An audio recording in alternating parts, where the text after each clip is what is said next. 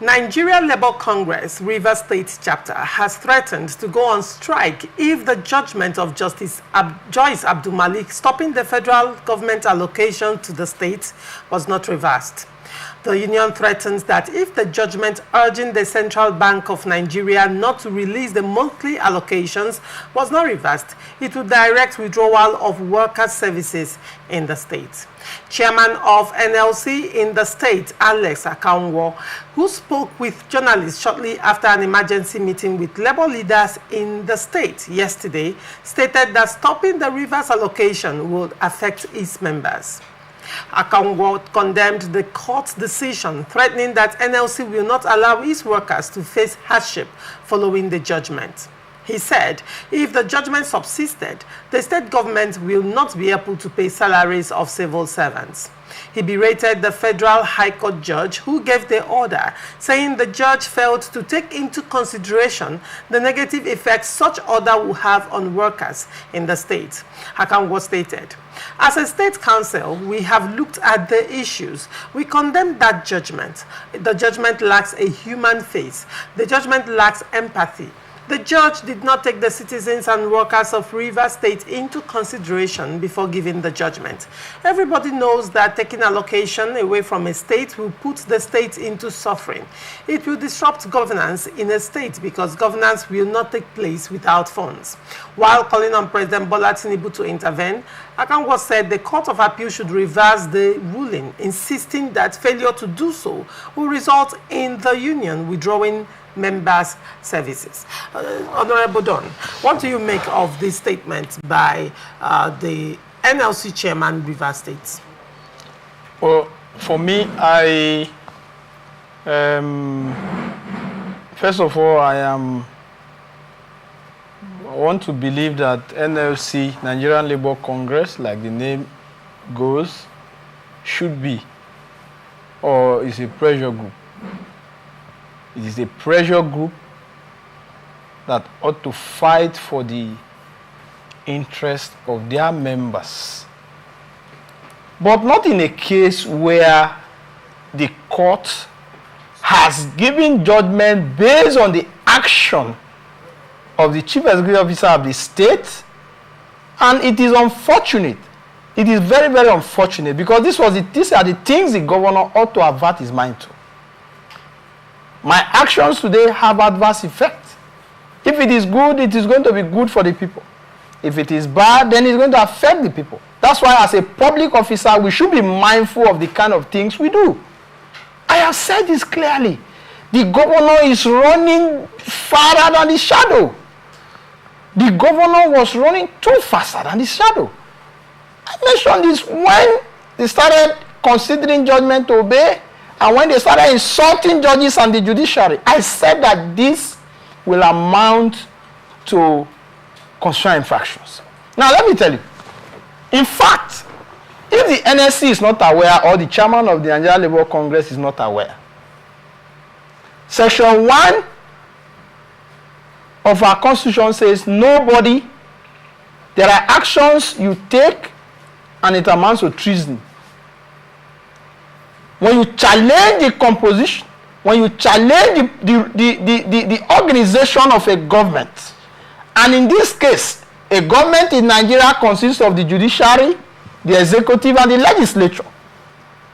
If the judiciary powers is to interpret the provisions of the law, making part of the government, and a group of people, an individual or group of individuals, says that they are not going to obey or they are going to fight against that provisions of the law or fight against that the government, fighting against that organ of government, it amounts to fighting against the entire government. So that action, they should better consider that action because it's going to amount to treason in certain senses. So that's what the chairman should know.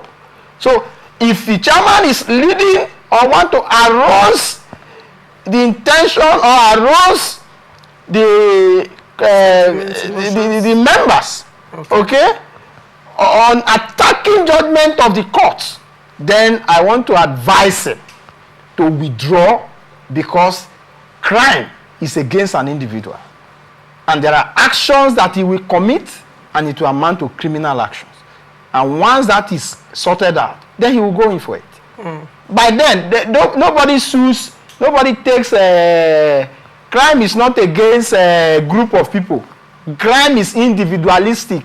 You have committed this, you incited this, you did this, your actions show this, it will come to crime. Because when the actus reus and the mens rea is put together, because there is no way that you arouse members of the NLC, that people will go on the street, and then there may not be counter reaction, or that things will not get bad. That action that he will orchestrate obviously will complement into a full-fledged crime, and he will go for it. So I want to advise him. What the NLC should do is to advise the governor, of course our governor, to obey the rule of law, so as to avoid this crisis.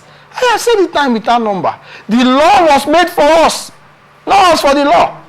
So we have to follow the provisions of the law. If the governor had done the needful, the court is for everybody. The court is not for one person. Obviously, when the State High Court gave judgment and said these parties should not act, you remember, there was almost total comatose in the House of Assembly, led by Martin Samewuli. Because I observed that within that period, almost nothing was going on until the Court of Appeal set it aside. And I said, until it is set aside. Of course, it is the Court of Appeal that made for that pronouncement on that section that says it is only the Federal High Court that have the power to entertain matters that seek to know whether the seat of the House of Assembly member is vacant, or the governor, or that they have vacated or been suspended. It is that provision. It is the Court of Appeal. So when the Court of Appeal has given and setting aside that judgment, why in the same vein, why don't you have to respect the judgment? Why have you not respected the judgment? Why have you chosen to fight against the judgment? Does the general public or the NLC, do they now have right? Are they now moved from a pressure group to the Friends of Simplified Movement? Or can I hold them that they are an arm of the Simplified Movement, the River State chapter of the NLC? It is not supposed to be so. What the NLC should do now is to appeal to the governor, conscientize him to obey the rule of law, because that is the only thing that holds the entire democracy or the entire composition of our nationhood together. Well, Honorable Don, the NLC chapter of River State has not shied away from what their stand is in this River State crisis, and they have made it very clear that they support the governor in this crisis in River State. And the NLC at no point, NLC River State at no point came out to, take themselves away, because they said that the governor is the governor of civil servants. The governor is the governor of civil servants, starting from, the 100,000 Naira Christmas bonus given to civil servants. And now, the governor is paying above the minimum wage. So to a large extent, NLC River State is seeing the governor as a worker-friendly governor. Probably hence that advises their stand in backing the River State governor in this crisis in River State. But I am looking at the statement of the NLC chairman, River State Comrade Alex Akanwo, when he said that the judgment must be reversed, particularly if the governor appeals it, which he's very positive that the governor will appeal that judgment, that it must be reversed. Now, the question is that statement not preempting? Is that not threatening to the judiciary? Now, moving forward, if the judgment is not reversed, what can we make of the outcome? Yes, what can you make of the statement? That's on one hand. Anyway, answer this one before I come to the next question. I don't expect the state chairman. In fact, I condemn that statement, and I don't want to hold it as a statement of the Nigerian Labour Congress, River State chapter. That was a press conference done by Nigerian Labour Congress Rivers State chapter. When that press, it was a press statement, and when the chairman was saying that he was flanked by the state executives and also the leaders of different affiliates of NLC Rivers State. I condemn that statement. It is not, it is antisocial. It is non-palatable at all. It's inappropriate, non-apposite. It is a statement capable to cause serious disunity. And at what point? And at what point? In fact, let us even look at it. If you say the judgment must be reversed, who are you? Who are you? Are you forcing the court? Or are you threatening the judge? Do you know that threatening a judge amounts to threatening the judiciary? And once you threaten the judiciary, you are threatening the government of the nation. So, at that point, the chairman of the NLC, I'll tell you as a lawyer, ought to reverse his statement. In fact, in other words, I would expect that he appealed to the governor. In fact, what they're supposed to do is to mediate now. Is to mediate. Because as a pressure group, what they ought to do is to see that the right thing is done. They are a creation of a law. And then they cannot be a creation of the law on one hand and be the destroyer of a law on the other hand. Whose ultimate interests are they playing? Nobody is saying Governor Fubara is not the governor of Rivers State. It's not correct. At least for now, it's not correct. It is still the governor of Rivers State. So it is expected of the Nigerian Labour Congress to appeal to the governor. What we are talking about is the law. It's not emotion. I said there are, in fact, with this crisis, have created the court of emotion and the court of law. So you have a lot of people grandstanding, people who play to the gallery, people whose emotion have deceived them. They are run by their emotions. The law does not run on emotion. If you say somebody have, because you and me are close, I say, you see, somebody took my girlfriend, and I expect you, because you are close to me, to give me judgment, and I cannot bring proper proof. The law is, if you give me judgment, and that judgment I feel that is not following, that you have not laid your facts and your evidence, I will appeal. On appeal, they will trash the judgment. Now, in this case, when they trash the judgment, you say, that kind of judgment. Why will you give that kind of a judgment? It is not in the interest of a singular individual to tell a judge or the judiciary that they must reverse the judgment. Is it a child's play? This is a democracy for Ghana. But then NLC Rivers State has made that statement and was categorical and emphatic, very, very emphatic about it. Now, to a large extent, we are looking at different affiliates now taking that stand, because that's not the NLC chairman speaking. It is NLC Rivers State. Can I make a more clearer observation? Go ahead.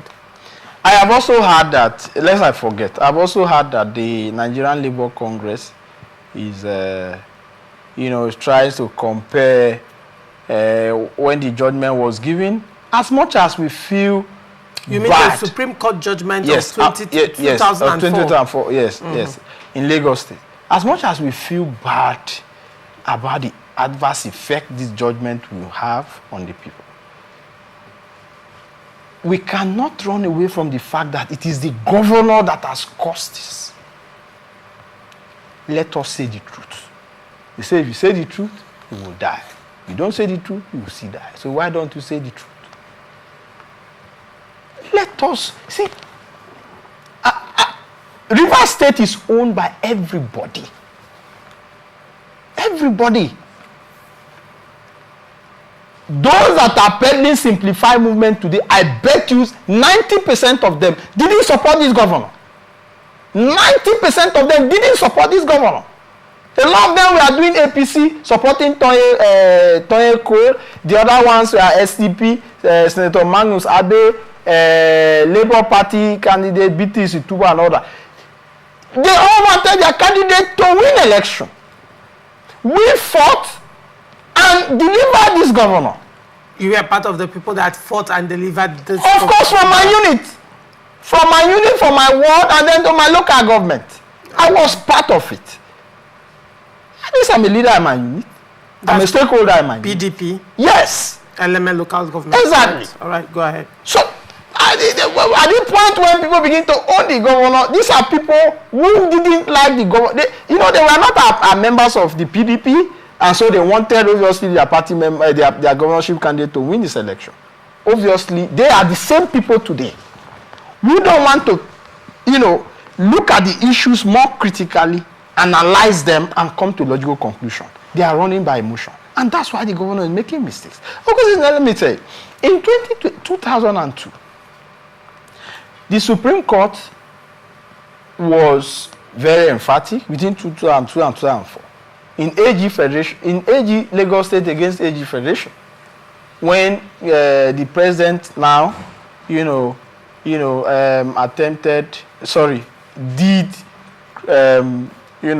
brought into existence some LCDAs, local government city, local council development authorities, and then I think that act of the governor, now the president, was perceived to be a constitutional infraction, by the then governor of the state, the president today, under the Obasanjo regime. And they were denied allocation because the allocation was not supposed to be, was not meant for all the... Was not meant for 57 local government, but for 20. No local government. Was not meant for... LCDs. The LCDs were supposed to be part. The LCDs were 37. Yes. While the local government was 20. Okay. We're not supposed to be part of that. The state attorney general of the state challenged the federal government for withholding that allocation.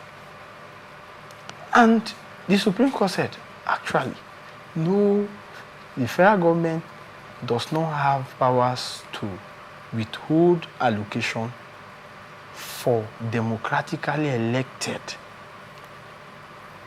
local government administration of the state, and as well the states, and asked the federal government to pay the state what they were owing them because it was not constitutional. That is not the same case with this judgment. All right. So what's the difference? The difference is that the governor have breached section 120 and 121, including section 91 of the Constitution, that says you cannot present budget to less than 24 members or no more than 40. The governor purportedly presented the appropriation bill of the 32 constituencies to 4 persons. And let me tell you, Rivers people must understand, I'm not partisan. I am speaking the law. If you want to challenge me from the point of the law. I'm speaking from the point of the law. I'm not grandstanding here. I'm quoting the law and what the law says. Now, if we drag our mind back, you remember that as of December 2023, between the 1st of December to the 10th day of December, or to the, I think within early January of this year, there was no issue of contention of speakership of Martin Amewule and 27. There was no issue. As at when Martin Amewule and the 27 suspended a year Edison, Okojumbo, Sokari Goodboy, Martin Amewule was still known as the Speaker of Versus Assembly. And that suspension was not challenged. It was and that suspension was not challenged by a year Edison, Sokari Goodboy, Okojumbo. But the argument now is that these people defected, and by the reason of their defection, if they do not, let me correct you. Over the River State House. No. Listen. Let me correct it. As at when these people were suspended, note. They were suspended by a legitimate house. There was no iota of attempt to defect or whatever they call it. So as at then the house was constituted, was fully known. They were known. They knew that this was the River State House of Assembly. All right. So they were suspended after the burning of the hallowed chamber of the house. If you remember, they were suspended after the burning of the hallowed chamber of the house. You know, first of all, when you say they were suspended after the burning of the, you know, there was a way you placed it. The reason for their suspension was because they were accused of being complicit in the burning of the River State House of Assembly. And that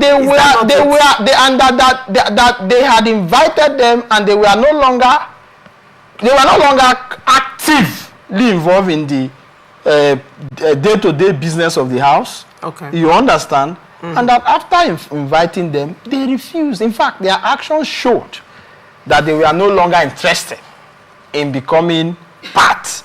In becoming part of that assembly. So they were suspended with all other reasons that the House of Assembly gave us at that time. As when they were suspended, they didn't challenge their suspension. Okay. And that the suspension says that they are suspended from this house, including doing anything, carrying out any activities in the name of River State House of Assembly. I hope you understand. And now, instead of them challenging that suspension, to challenge the veracity or the authority of that suspension, they rather went somewhere, sat down, and said they have suspended the 27. I don't know whether you understand. So within that period, there was no contention as to who was the speaker. Everybody knew. Even they knew that Amewule was the speaker. So you can a suspended person suspend the suspender? In fact, that's even the question. Can you suspend who that suspended you? So now, knowing that these facts have emerged, the governor presented budget of 32 constituencies before 4 persons. And then once this was done, it means that they shut out the entire constituency, including my constituency, was shut out from making input into the budget. A budget that was presented and was passed in a day. So these are the things we are talking about, and these are part of the genealogy of the crisis in the state. So at that point, the governor ought to hold himself. You see, when there are crises, if you are not careful, you will take wrong sides. The governor was overwhelmed by too much emotions, ethnicity sentiments, immature thoughts. A lot of things came into his mind. People used that opportunity to trample on the governor so that he could, do their bidding. Some people saw it as an opportunity to advance their political interest. And so he forced the governor, who is a young politician, okay, to dampen into their hands. And that's where this issue is coming from. Now, in your opinion, you feel that NLC is enabling the governor to not obey the Constitution? Their action, are they enablers of lawlessness? Their action will show that they are pressuring or persuading the governor to continue to disobey the rule of law. And they must be careful, because their actions will amount to criminal responsibility. And in criminal responsibility, I want to say it again, criminal responsibility is not usually against a group of people. It is impersonal. You should ask his lawyer. It is impersonal, personal. It is not in realm. It's not in the... Nobody don't gather Nigeria has committed stealing. There are nothing like, you can't file that kind of a case. You file so person have committed this and all that. So I want to advise the NLC to desist, and River State chapter to desist from persuading the governor to disobey the rule of law. You know, if you look at it, almost all the courts, you know, mind you, judges are also human beings. They see the things that happen. They read the events that unfolds. And then, you know, they also form the opinion in line with what the law says. And it is bad that we have gotten to where we are. Honestly, I'm not really happy about the actions of the government, where we have gotten to. Right. We started well. He started well. I don't know where he got it wrong. All right. Now, in your opinion, what is the way forward at this point? A lot of people have proposed political solution. But do you think political solution will be successful at this point, considering some of the statements of the governor? One of the things he has said in recent times was that he was ambushed by the Peace Pact, you know, and all of that. Now, there is, even if, let's say, okay, there is a possibility for political solution, will that happen when there is no more trust? See, let me also tell you, people should not just, people who say, oh, this one is Wike's fight against Fubara. It is not correct. It is the battle for survival of rule of law and democracy. That's what the media should know. It is not Wike's fight. It is the battle for the obedience of the rule of law. This body of this constitution is the entire body of rule of law. Now, see, let me tell you, what is happening in this fight is ego.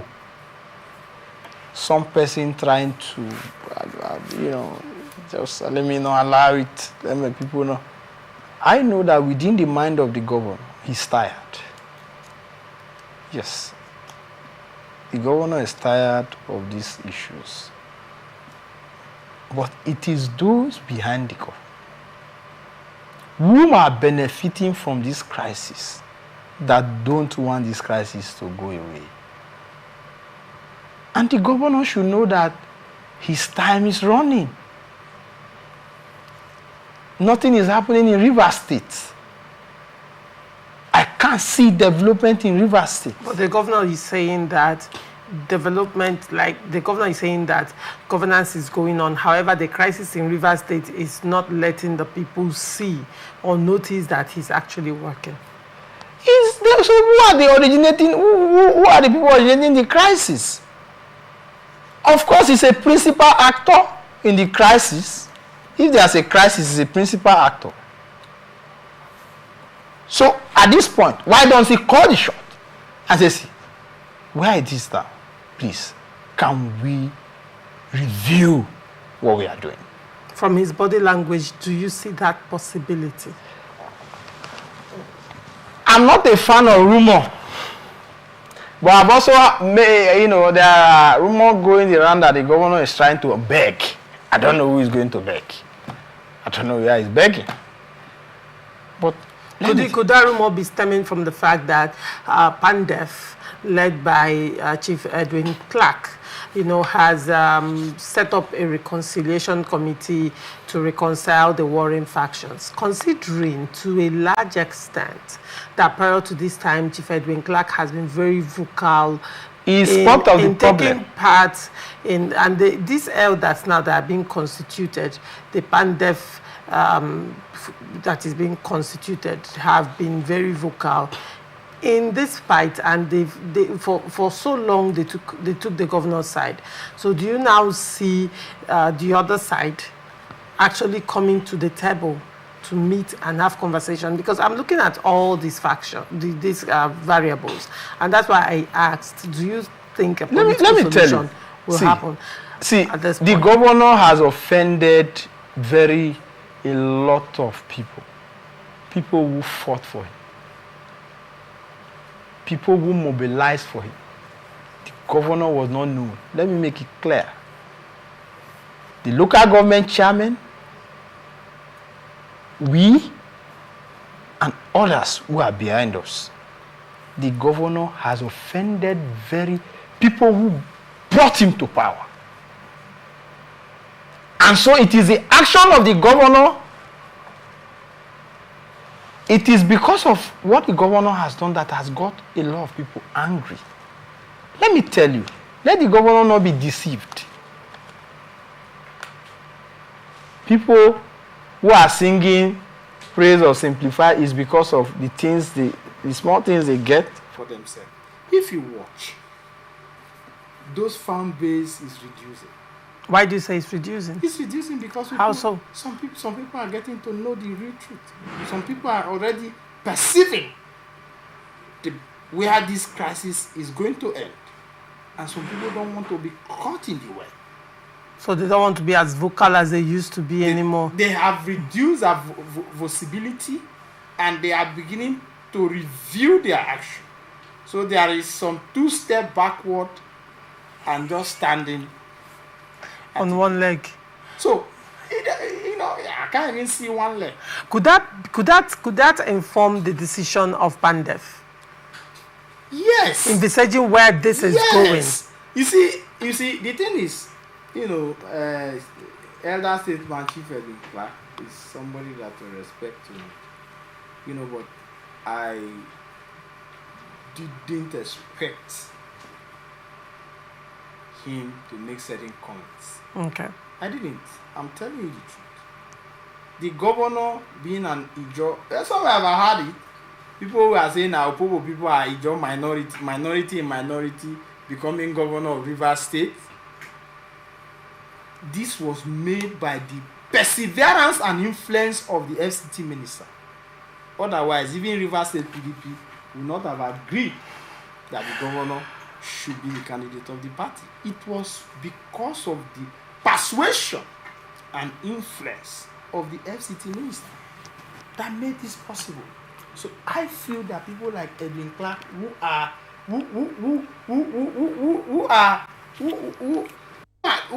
showing serious ethnic outbursts to be grateful to the PDP of Rivers State and the FCT minister for allowing an Ijo son in a democratically dispensation to be governor. My own local government have not produced a governor. Eleme local government have not produced a governor.